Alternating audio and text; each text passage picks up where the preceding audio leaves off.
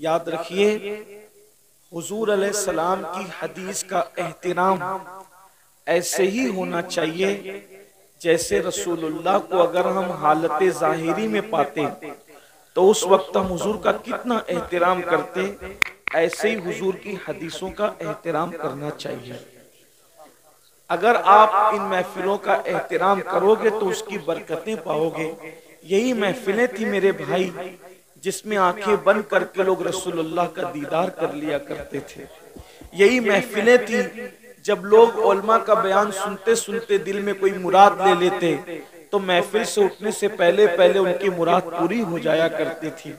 لیکن آج ان محفلوں کو ہم نے بزنس، نام نمود اور پھول ہپاڑ، ہنسی مذاق اور دل کو بہلانے کا ذریعہ بنا لیا، تو محفلوں سے رونق بھی گئی، برکت بھی گئی، مذہبی تقدس بھی گیا۔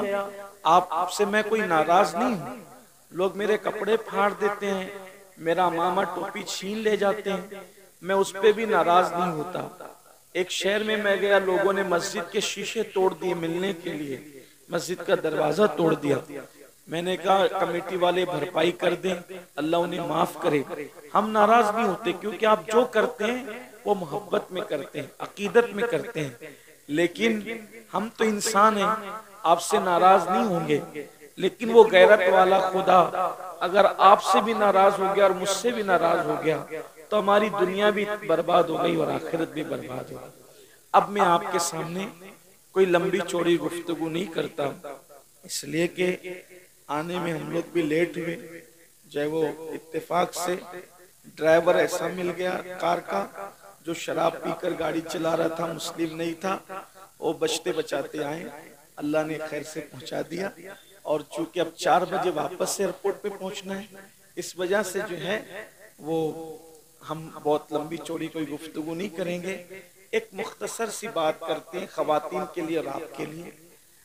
آج کل ہر مسلمان بھائی کا، بہن کا ایک دل کا یہ خیال ہے، لوگوں کی ایک تمنا ہے کہ میری جلدی سے حاضری مدینہ منورہ میں ہو، میں جلدی سے مدینہ منورہ دیکھ لوں اور میری حاضری مدینہ طیبہ ہو۔ جب بھی لوگ حج کو جاتے ہیں، عمرہ کو جاتے ہیں، تو ان کی یہ جو دوسروں کو جاتے ہوئے دیکھتے ہیں تو ان کی تمنا ہوتی ہے، تڑپ ہوتی ہے کہ میں بھی مدینہ شریف جاؤں۔ اور پھر ایک دل میں لوگوں کے خیال پیدا ہوتا ہے کہ مدینہ شریف وہی لوگ جاتے ہیں جو مالدار لوگ ہیں، جو مالدار ہیں وہی مدینہ شریف جاتے ہیں اور غریب مدینہ شریف نہیں جاتا۔ یہ بات آپ اپنے دماغ سے نکال دیں، مدینہ منورہ نہ غریب جاتا ہے نہ امیر جاتا ہے، مدینہ منورہ نہ بادشاہ جاتا ہے نہ ہی رعایا جاتی ہے، مدینہ منورہ صرف وہ جاتا ہے جس کو مدینے کے تاجدار بلا لیا کرتے ہیں، جسے چاہا اپنا بنا لیا، جسے چاہا در پہ بلا لیا۔ یہ بڑے کرم کے ہیں فیصلے، یہ بڑے نصیب کی بات ہے۔ اگر مدینہ منورہ جانے کا آپ کا پلان ہے تو کثرت کے ساتھ اللہ کے رسول صلی اللہ علیہ وآلہ وسلم پر درود پڑھیے اور اس نیت سے پڑھیے کہ اللہ اس کے رسول راضی ہو جائیں۔ اگر بس کرم کی نظر ہوئی تو 2 کاموں میں سے ایک کام ہو سکتا ہے، یا تو وہ خود تشریف لے آئیں گے یا پھر وہ آپ کو بلا لیں گے۔ آپ درود پڑھیں کثرت کے ساتھ، لیکن یہ کثرت سے درود بھی پڑھنا ایک اس وقت آپ کو فائدہ پہنچائے گا جب آپ نمازوں کی پابندی کے ساتھ درود شریف پڑھیں گے۔ اگر آپ نماز نہیں پڑھتے اور آپ درود شریف پڑھ رہے ہیں، آپ کو ثواب تو ملے گا لیکن درود کی مکمل برکتیں آپ کو نصیب نہیں ہوگی۔ کسی بھی عمل کی برکت بغیر نماز کے آپ کو مکمل طور پر کبھی نصیب نہیں ہو سکتی۔ اس سلسلے میں ایک بات عرض کرتا ہوں اور بات مکمل کرتا ہوں، درود شریف وہ عمل ہے کہ اگر اگر مچھلی پڑتی ہے تو اللہ مچھلی پر آگ کو حرام کر دیتا ہے. درود شریف کو عمل ہے. اگر شہد کی مکھی پڑتی ہے تو اللہ تبارک و تعالی کڑوے کسیلے رسوں کو جو ہے وہ شہد میں تبدیل فرما دیتا ہے. درود شریف اگر کوئی مصیبت میں پڑے اللہ اس کی مصیبتوں کو دور کرتا ہے. درود شریف اگر کوئی خوشیوں میں پڑے اللہ خوشیوں میں اضافہ فرماتا ہے. اس سلسلے میں ہماری کتابوں میں لکھا ہوا ہے کہ ایک عاشق رسول تھا اور بڑا غریب تھا اور اس کا کام تھا سنگ تراشی یعنی پتھروں کو تراشنا. وہ پتھروں کو تراشتا تھا. یاد رکھنا ہم حضور سے عشق کی بہت باتیں کرتے ہیں, محبت کی بہت باتیں کرتے ہیں. مجھے سنیوں سے شکایت یہ ہے ہم نے عشق کی باتیں بہت کی لیکن ہم نے رسول اللہ سے ویسا عشق نہیں کیا. جیسی ہم نے باتیں کی, جیسے نعرے لگائے, ویسے ہم نے حضور سے عشق نہیں کیا, حضور سے ویسی محبت نہیں کی. میرے بھائی جو جس سے عشق کرتا ہے وہ ہر دم اس کا ذکر کرتا ہے, جو جس سے عشق کرتا ہے وہ ہر دم اس کو یاد رکھتا ہے, جو جس سے عشق کرتا ہے وہ اس پر مر مٹنے کا جذبہ رکھتا ہے. ارے نادان کبھی پتنگوں سے ہی سیکھ لیا ہوتا. اے پتنگے جب بھی جنگل کے اندر آگ جلتی ہے پتنگے اپنی جان کو نہیں دیکھتے بلکہ وہ آگ پر اپنی جان کو قربان کر کے بتاتے ہیں.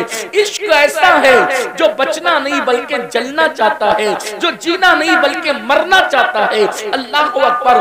ہمارا حال یہ ہے ہم ہیروز کی تصویریں اپنے موبائل کے اسکرین پر بھی رکھیں, ہم گانوں کی ٹون اپنی رنگ ٹون پر لگا کر بھی رکھیں, ہم کپڑے چلنا پھرنا بولنا اسٹائل پوری زندگی کا سارا لائف اسٹائل جو ہے وہ ہیرو کے کرکٹر کے انداز میں کریں اور دعویٰ کریں عشق مصطفیٰ کا, دعویٰ کریں محبت رسول کا. نہیں نہیں, یاد رکھنا اگر آپ عاشق بن جائیں گے عاشق تو اللہ اکبر بہت سے ایسے عالم ہوں گے جن کو عشق نصیب نہیں ہے ان سے بھی آپ آگے بڑھ جائیں گے. بہت سے ایسے عبادت گزار ہوں گے جن کے پاس عشق نہیں ہے ان سے بھی آپ آگے بڑھ جائیں گے. بہت سے ایسے حاجی ہوں گے جن کے پاس عشق نہیں ہے ان سے بھی آپ آگے بڑھ جائیں گے. اس لیے کہ عشق وہاں لے جاتا ہے جہاں فرشتوں کے پر بھی تھکتے نظر آتے ہیں. اللہ اکبر. عشق وہ چیز ہے. تو ایک عاشق رسول تھا, غریب تھا, مفلس تھا, سنگ تراشی یعنی پتھروں کو تراشنا اس کا کام تھا. اللہ اکبر. یہ بھی یاد رکھنا جب کوئی میرے آقا پر درود پڑھتا ہے تو آقا کریم اس کے درود کو جو عشق کے ساتھ محبت اور عقیدت کے ساتھ پڑھتا ہے آقا فرماتے صلی اللہ علیہ وآلہ وسلم کہ جو محبت اور عشق میں ڈوب کر مجھ پہ درود پڑھتا ہے اس کا درود میں خود سنا کرتا ہوں, اور جو ایسی روا روی میں پڑھتا ہے اس کا درود فرشتے لا کر مجھے پہنچاتے ہیں اور کہتے ہیں یا رسول اللہ فلاں ابن فلاں یعنی باپ کے نام کے ساتھ وہ درود پہنچتا ہے. روا روی میں پڑھا تو فرشتہ پہنچاتا ہے اور عشق میں ڈوب کے پڑھا تو خود تیری آواز مصطفیٰ جان رحمت کے کانوں تک پہنچتی